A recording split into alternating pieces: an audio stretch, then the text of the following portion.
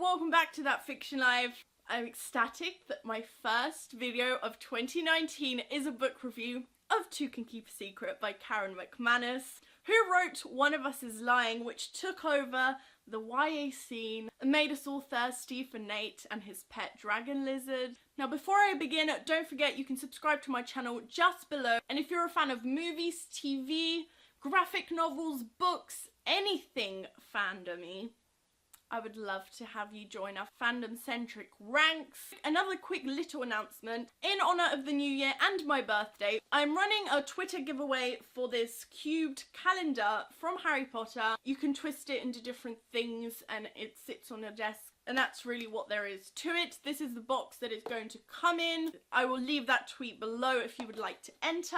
And now without further ado, we're going to talk about this book. Karen, as you all know, is one of my favourite people on the whole entire planet. I interviewed her on my channel, we talked about One of Us Is Lying, and now she has a new child joining her little train of genius, and I'm so excited to tell you all about it. Now let's dive in and review Two Can Keep a Secret. That's the first time I got to use my new intro. I drew and designed this logo specifically to reflect my obsession with bats. So once again, we do have a murder mystery from Karen McManus, except this one is set in Echo Ridge, which is this very small town very close to the Canadian border, and Ellery and Ezra have to move there to live with their grandmother. This is of course a very suspicious town because it is notorious for having some unsolved murders, and they remain unsolved, and it's looking as though the killer is returning. It has this very eerie feel about it.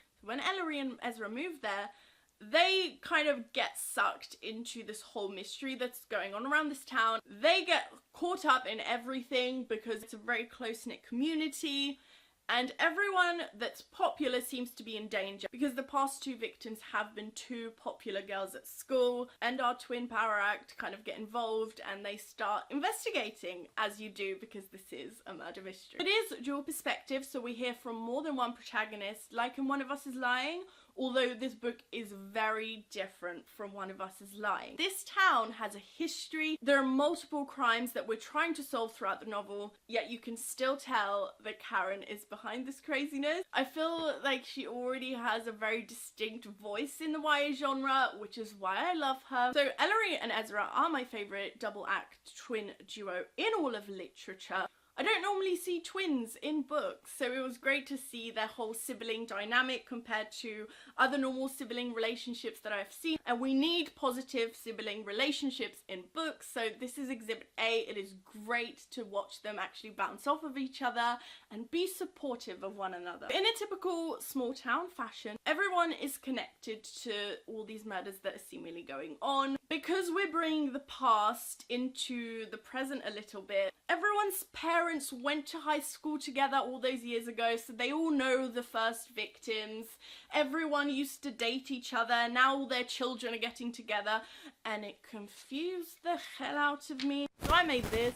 So that's my family tree, except they're not all related, so I guess it's a town tree. Ellery is one of the perspectives that we hear from throughout the story, and Malcolm is the second. And he's the, right, ready, brother of the second victim's boyfriend, who was a person of interest in her disappearance. That was a mouthful. And I love hearing from him because he gives us the perspective of a local. He knows some things that Ellery is not able to tell us as she has not grown up in this town. And their perspectives also don't overlap. That is my biggest pet peeve with multiple perspective books.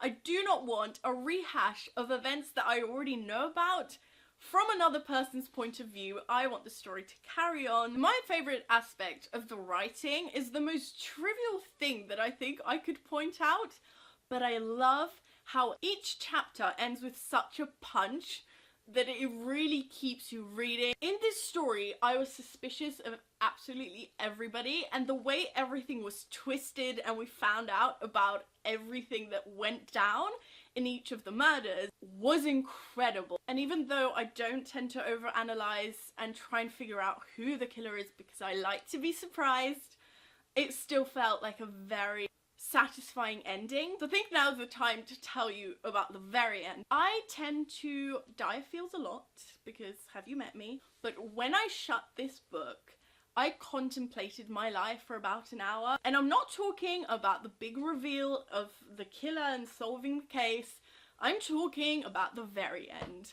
You thought it was over, but it really wasn't. And I was so speechless that honestly, Karen really has this way of taking your breath away. After you think you've gotten the answers to everything that you were going to get, in the back of your mind thinking, excuse me, there are still loose ends, but she ties them up real nice into lovely little bows. Also, for the first time in my life, I didn't care about the romance. If you know me, I love the angsty books, and if there's a cute moment between the characters, I live for it. I genuinely think that if the romance hadn't been there, this book would have been just as good, if not better. I also want to point out how the police were involved, because a lot of the time I feel as though whenever there's a teen trying to solve a crime, the adults automatically become absolutely incompetent in their jobs. Whereas in this book, we actually get to see police that are doing what they are supposed to be doing. Behind the scenes, we don't even necessarily know exactly what they're doing, but they do come to some really great conclusions all on their own, and I like that we get that little bit. So overall, I had such a great time reading this. It was such a fast-paced book. I would have liked to hear from Ezra more because he was definitely one of my favourite characters, if not my favourite. I really wanted more of his perspective. I think this was a great thriller. At times things were a little convenient for the characters and things would show up which would help move the story along, but that is just a given with murder mysteries, but I'm all about that because I am kind of a trope lover. So those are my thoughts on Two Can Keep a Secret by Karen McManus. Make sure to check out the book. I will link to where you can get it down below, or if you want to listen to it on Audible for free, I do have an affiliate link with them, so I will link that down below as well. Don't forget to give this video a thumbs up and then subscribe to my channel. You can do so right here, and my last video is just below that. Thank you so much for watching. I hope you enjoyed it, and I will see you next time. Bye!